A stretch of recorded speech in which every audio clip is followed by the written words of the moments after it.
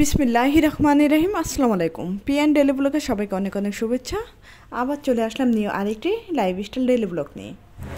সকাল সকালে এই যে বাসি ভাত তরকারি ছিল সেটা দিয়ে খিচুড়ি রান্না করলাম, লেসকা খিচুড়ি। আর খিচুড়িটার জন্য এই যে একটু বাগার দিয়ে দিলাম রসুন পেঁয়াজ আর শুকনো মরিচ কালো জিরা দিয়ে। আমাদের এলাকায় আমরা বাগার বলি, অনেক এলাকায় ফোড়নও বলে, আর আমাদের এলাকায় আমরা বাগারই বলি। আর এই যে খিচুড়িটা বাগার দিয়ে তারপরে এখন সকালে নাস্তাটা খেয়ে নেব। তারপরে চলে যাব আমাদের বাগানে সবজি তুলতে। সবজি দিয়ে দুপুরে রান্না করব আজকে। আশা করি ভিডিওটা ভালো লাগবে। ভালো লাগলে প্লিজ ভিডিওটা যারা ক্লিক করেছেন একটা লাইক দিয়ে ভিডিওটা দেখা শুরু করবেন। আর নিয়ে নিলাম এই যে আমার হাতে তৈরি আমের আচার, কাঁচা আমের আচার। আর খিচুড়ির সঙ্গে তো একটু আচার না হলে ভালো লাগে না। আমি খিচুড়ির সঙ্গে আর কিছুই নিলাম না, নিয়ে নিলাম একটু কাঁচা পেঁয়াজ, কারণ এখানে মাংসের তরকারি মাছের তরকারি সব কিছুই আছে, তাই আর ডিম ভেজে নিলাম না। ডিম ভাজা খেতেও ভালো লাগবে না এই খিচুড়ির সঙ্গে, আর কি আমার ভালো লাগবে না, অন্য সবার ভালো লাগতে পারে।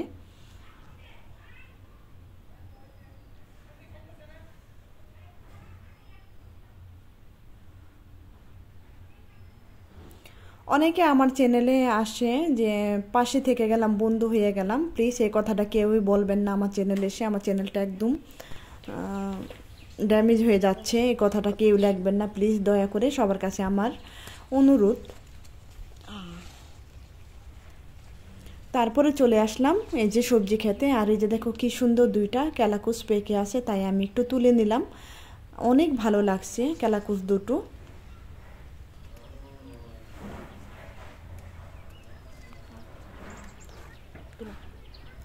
তারপরে এই যে বাগানে সবজি খেতে কিছু বটবটি হয়েছে, সে বটবটি দিয়ে আজকে আমি রুই মাছ দিয়ে রান্না করব, তাই তুলে নিতেছি।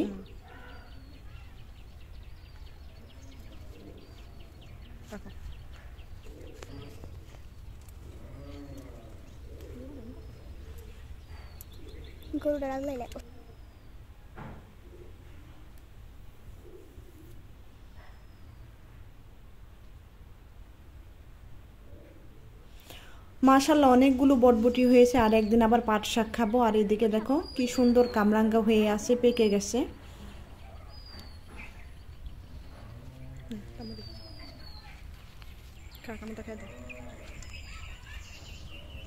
মিষ্টি সত্যি ভালো। তামান্না খেয়ে বললো কামরাঙ্গা গুলো বলে অনেক মিষ্টি, অনেকটাই পেকে গেছে। তারপর তো বাসায় চলে আসবো।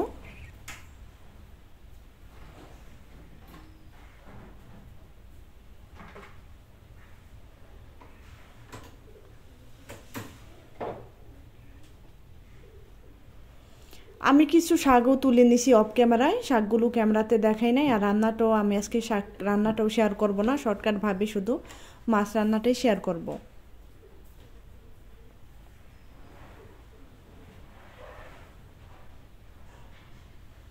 হালকা একটু বৃষ্টি হয়ে গেছে, আবার প্রচণ্ড রোদ উঠে গেছে, একদম অনেক রোদ। তারপর তো চলে আসলাম বাসায়। এই যে বটবটিগুলো কেটে টুকরা করে নিছি, যেগুলো একটু বাড়তি হয়ে গেছে সেগুলোর বিচিগুলো বের করে নিছি। রুই মাছ আলু দিয়ে আজকে আমি বটবটি দিয়ে রুই মাছ রান্না করব। এই যে ডাল বসাই দিছি, ডাল বাগার দিব, আর ভাতও পাশে চুলায় বসাই দিছি। এখন আমি ডালটা একটু বাগার দিয়ে নেই।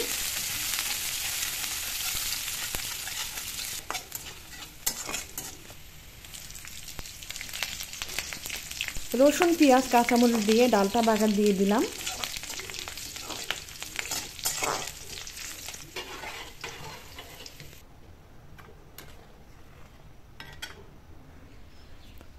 ডাল তো রান্না হয়ে গেল। এখন আমি রুই মাছটা ভাজার জন্য হলুদ মরিচের গুঁড়া লবণ দিয়ে দিলাম। এখন ভালো মতো মেখে নিলাম।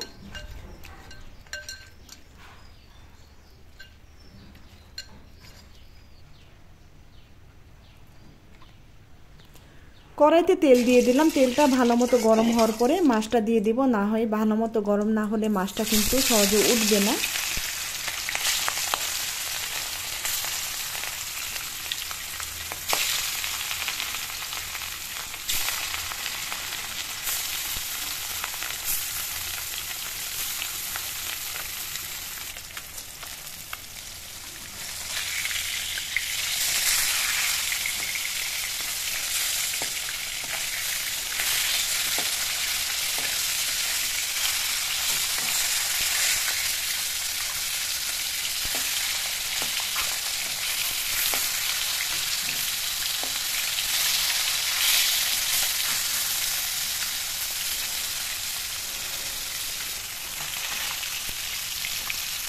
মাছটা ভালো মতো এপিট ওপিট করে ভেজে নিলাম, তারপরে এই যে তুলে নিলাম। এখন আমি রান্নাটা বসাই দিব।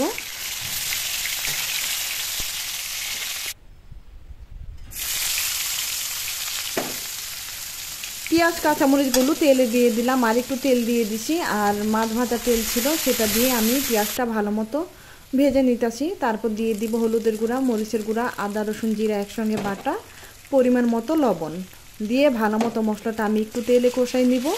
তারপরে দিয়ে দিব পরিমাণ মতো পানি।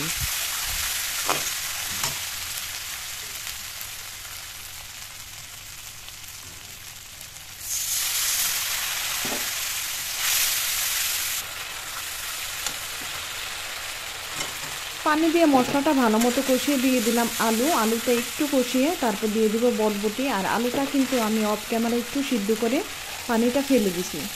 এই দিনে কেন আমি আলু সিদ্ধ করি নেই সেটা তো আমি সবসময় ভিডিওতে বলি, আজকেও বলে দিলাম। এই দিনে আলুটা মিষ্টি হয়ে যায়, তাই একটু সিদ্ধ করে পানিটা ফেলে দিলে তারপরে একদম নতুন আলুর মতো টেস্ট হয়ে যায়, তখন আর মিষ্টি মিষ্টি লাগে না। অন্য সবজি কিন্তু মিষ্টি ভালো লাগে, কিন্তু আলু মিষ্টি কিন্তু একদম ভালো লাগে না। এখন আমি মশলাটা ভালো মতো সবজিটা ভালো মতো কষিয়ে নিলাম ঢেকে ঢেকে, আর বেশ ভালো মতো কষানো হয়ে গেছে। ঝোলের জন্য দিয়ে দিব পরিমাণ মতো পানি।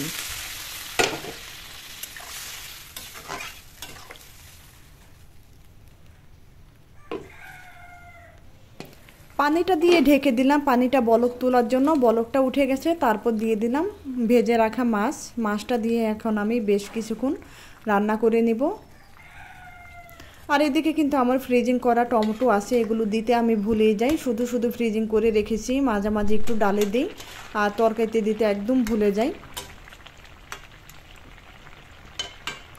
এই পর্যায়ে কিন্তু আমি একটু জিরা গুঁড়া দিয়ে মাছটা চুলা থেকে নামিয়ে নেব। তারপরে বাইরে চলে গেলাম। মাছটা আর একটু ঝোল শুকাতে শুকাতে তোমাদের একটু শেয়ার করলাম এই যে আমার বড় ছেলের অ্যাকোরিয়ামটা।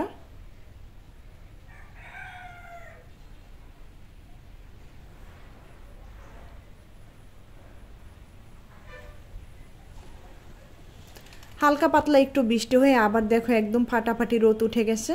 আর এদিকে আমার তরকারিটাও হয়ে গেছে, একটু জিরার গুঁড়া দিয়ে দিছি, তারপর চুলাটা বন্ধ করে দিছি।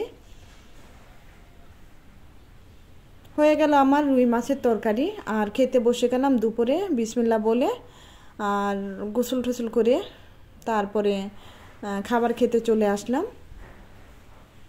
কেমন লাগলো তোমাদের কাছে আমার ব্লগটি তোমরা কমেন্ট করে জানাবে। আর এ পর্যন্ত যারা আছো তাদের তো অসংখ্য অসংখ্য ধন্যবাদ, আর আমার তরফ থেকে দোয়া।